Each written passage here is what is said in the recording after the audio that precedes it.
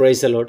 মই আপোনালোকৰ লগতে এটা বিশেষ কথা আলোচনা কৰিব লৈছোঁ আৰু সেয়ে হৈছে আজিকালিৰ ডেটতে না আজিকালি দিনতে আমাৰ চাৰ্চত বা ক'ৰবা কিবা এটা কনফাৰেন্স পাতিব হ'লে আমি ডাঙৰ ডাঙৰ ডিজেবিলাক ইউজ কৰোঁ, ডাঙৰ ডাঙৰ চাউণ্ড ছিষ্টেমবিলাক আমি ইউজ কৰোঁ। কিন্তু বাইবেলত পাচনি কৰ্ম 2 অধ্যায় এনেকৈ একটা কথা লিখা আছে, যেতিয়া পিতৰে না এই লোকবিলাকৰ আগতে প্ৰচাৰ কৰিছিলে আৰু তাতে 3000 লোকৰ কথা একটা আছে। 3000 লোক, 3000 বুলি ক'লে কিমান মানুহ হ'ব? আৰু সেই 3000 মানুহ ইয়াতে একটা মূল বিষয়টো এনেকৈ আছে যে 3000 লোক মণ্ডলীভুক্ত হয় বুলি কৈছে। 3000 লোক অৰ্থাৎ 3000 লোক মন পালটন কৰিলে আৰু যীশুৰ ফালে ঘূৰিলে। সেই 3000 লোক তাতে ইয়াতে 2 অধ্যায় 38 পদত এনেকৈ কৈছে, তাতে পিতৰে তেওঁবিলাকক ক'লে, তোমালোকৰ পাপ মোচন অৰ্থে মন পালটোৱা আৰু যীশুখ্ৰীষ্টৰ নামেৰে প্ৰতিজন বাপ্তাজিত হোৱা, তেহে তোমালোকে পবিত্ৰ আত্মাৰ দান পাবা বুলি কৈছে। Praise the lord. আৰু সেইটো প্ৰচাৰ যেতিয়া পিতৰে কৰি আছিলে, তোমালোকে মন পালটন কৰা, তেহে তোমালোকে পবিত্ৰ আত্মাৰ দান পাবা, ঈশ্বৰৰ ৰাজ্যৰ ভাগী হ'বা।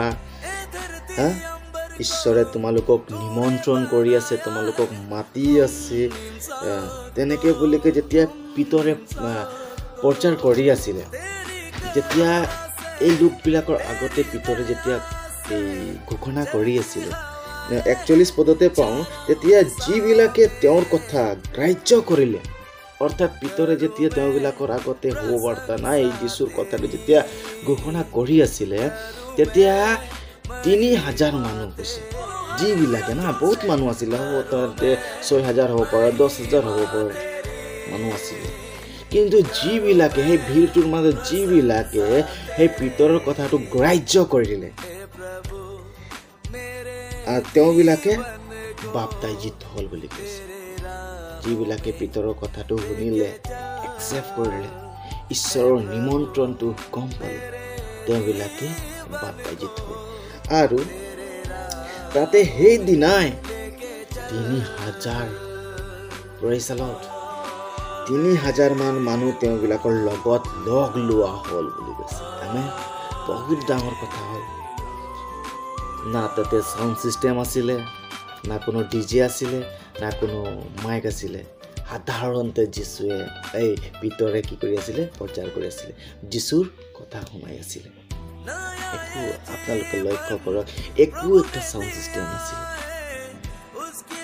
তথাপিও তেতিয়াও মানুহবিলাকে কি কৰিলে? মন পালটন কৰিলে, কাৰণ তেওঁবিলাকৰ ধ্যানটো সেই পিতৰৰ কথাত আছিলে। আজিকালি ডেটতে আমি ডাঙৰ ডাঙৰ চাউণ্ড ছিষ্টেম লগায়ো মানুহবিলাকে মন পৰিৱৰ্তন কৰে, যীশুৰ কথাটো গ্ৰাহ্য কৰা নাই। বহুত দুখৰ বিষয় হয়।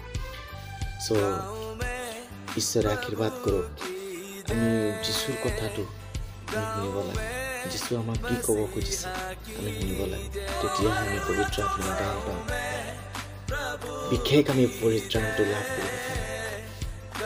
আমি যেতিয়া সেই 3000 লোক মন পালটন কৰিলে, ঈশ্বৰৰ ৰাজ্যৰ কাৰণে আহিলে, আজিও আমি সেই যীশুৰ মাতটো শুনিব লাগে, কাৰণ যীশুৱে আমাক সকলোকে মাতি আছে। Praise the lord. এই বাইকৰ যোগেদি ঈশ্বৰে আমাক সকলোকে আশীৰ্বাদ কৰক। আমেন।